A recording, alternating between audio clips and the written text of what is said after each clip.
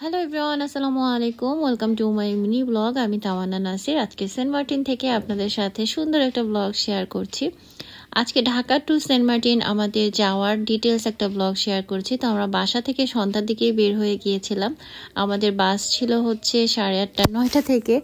তো সায়দাবাদ পর্যন্ত যেতে আমাদের মোটামুটি 2-2.5 ঘন্টা সময় লেগে গিয়েছে। তারপর সেখান থেকে আমরা বাসে উঠলাম।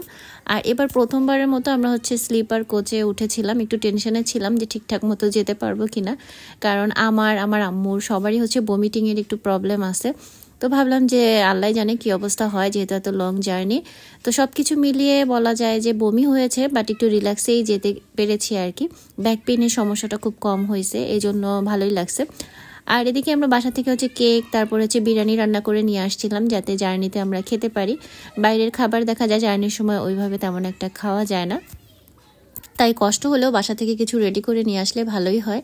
তো এখানে আমাদের যাত্রা বিরতি দিয়েছে, এখানে নেমেও বমি টমি করে একাকার অবস্থা। তারপরে ফ্রেশ হয়ে ভাবলাম হালকা পাতলা কিছু খেয়ে নেই, যদিও সেটা পেটে বেশিক্ষণ থাকবে না, আবার ফেলে দিতে হবে, কিন্তু তারপরেও খেয়ে নিলাম। আর এদিকে আবরার বলতেছে সেও নাকি চা খাবে আমাদের সাথে, তো হালকা একটু চা খেয়ে নিল।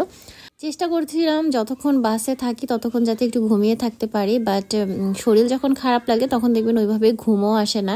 আর বাচ্চা কাচ্চা নিয়ে আরও তো বেশি প্যারেশানি। তো যাই হোক, আমরা একদম ভোরবেলা হচ্ছে গিয়ে কক্সবাজারে এসে পৌঁছেছি। এখন আমরা বাস থেকে নেমে যাব। আর এখানে আমরা হচ্ছে চট্টগ্রামের নামকরা জামান হোটেলে বসে এখন সকালের নাস্তাটা করে নিব।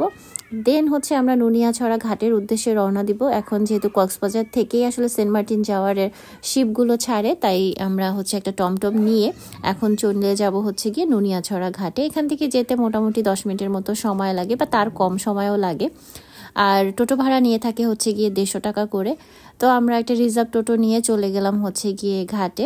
আর নুনিয়াছড়া ঘাটে আসার পরে পুরাই মাথা নষ্ট, কারণ এখানে এত মানুষ, মানে 6টা জাহাজ মেবি ছাড়ে ঘাট থেকে একই টাইমে। আর 6 জাহাজের প্রায় কত যে মানুষ, মানে হাজার হাজার মানুষ। তো সবাই একত্রে হলে যা হয় আর কি।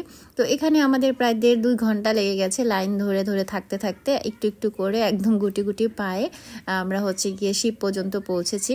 আমরা কেয়ারি সিনবাদ এই শিপে করে যাচ্ছিলাম। আর এর আগেও যখন আমি 2বার সেন্ট মার্টিন গিয়েছি তখনও এই শিপেই গিয়েছিলাম।